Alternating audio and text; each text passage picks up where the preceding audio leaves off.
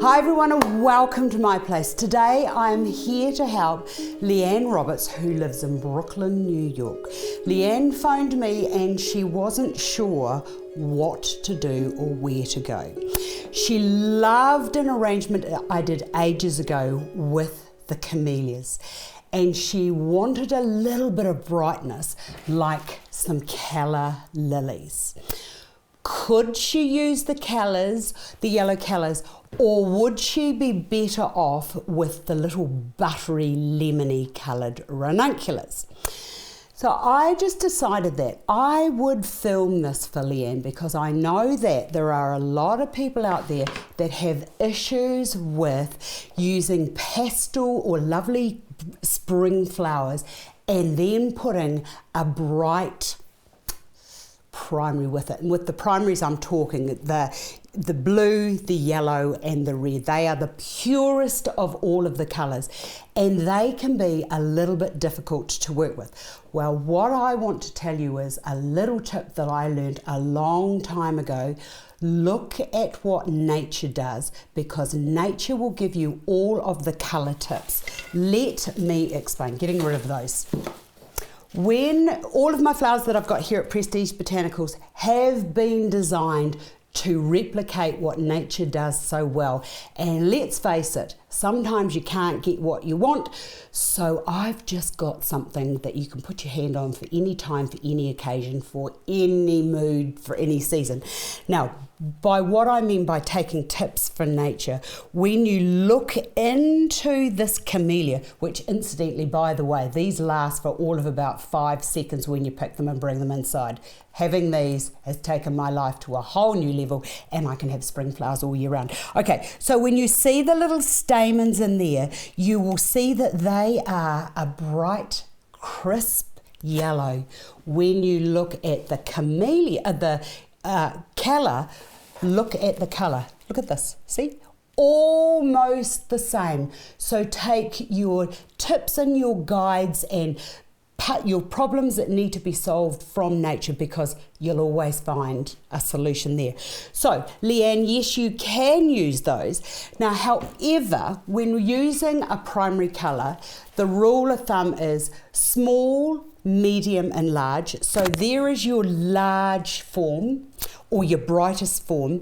There, those little lines there diffuse out beautifully the dense heaviness and solid form of the yellow. But if you wanted to take it to another level, small, medium and large, light, medium and dark, now look what happens. The eye hits the yellow, it flips into the pink where it sort of like cools itself down for a moment. It picks up the little filaments here that are sort of a different shape and size, and then it comes across here to the mutations or the muted colorway between the three of them. So that is what we call color diffusion, and it just makes life so much easier when you put something in. Does it look right? Doesn't look right? As long as you can see that. The eye is very lazy, and I can remember when I was at art school being told that we have two eyes. One eye sees, one eye feels. Now, I'm feeling like I did promise Liane that I would show her how to do this design, so we're going to do it right now. So there's your colour. There's more to it, but I've got all the notes are there, so just click on the notes and have a wee read. Now, Liane's arrangement is 10 inches high and it's 8 inches wide, and she'll be putting it into a white jug, which now brings me to tip number 2. In the arrangement that I did, I used white camellias, and you'll notice they've got the little yellow bits in there, so we're still okay to go. If you were using something white, you need to break that colour up as well. So you've got to diffuse the heavy whiteness from that. So you've got we're going to have the white of the container, and then your eye's going to come up and it's going to see this. Now, the right foliage, or a foliage that I would put with this, is the eucalyptus, because that's sort of a dulled down tone. There's more to this, but I'm not going to get into it at this stage. But just putting that into there with that, and then that, see how that just sort of like breaks up the heaviness of that white. So that's another little tip for me. Okay, Liane, sorry about this, but I do not have a bigger jug. I've got this container. So for now, this will do. It's the right height. Now, Liane also said that she didn't want to cut, and I often will say to people, if you can get away with not cutting, then don't cut, because once cut, you can never go back. So let us begin. I said to Liane the best way forward was to,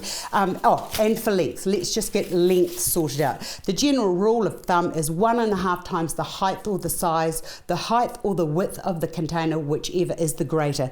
It's higher as opposed to wider. So just as a little rule, 1.5 times, so that's about that. So this one goes into there and one goes over to there. Now, the other thing that Liane said was that where it's going is onto her container, onto her counter, which is 18 inches wide, and at the end of that counter, there is a mirror. Ha! Tip from me.